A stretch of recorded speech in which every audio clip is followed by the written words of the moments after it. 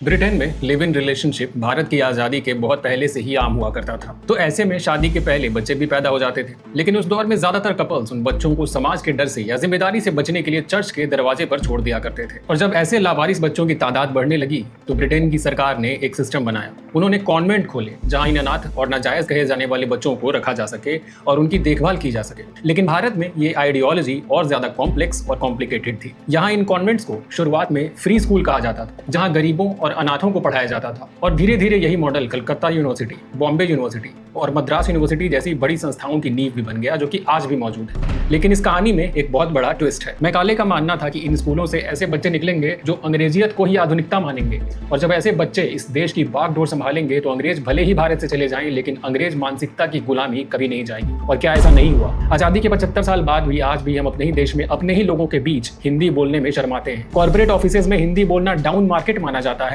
और एक अच्छी नौकरी के लिए इंटरव्यू में सिलेक्शन भी अक्सर आपकी फर्राटेदार इंग्लिश पर ही डिपेंडेंट होता है। In English, please. I'm telling you. Say, English. I'm a perfectionist. मैं वर्कहॉलिक हूँ.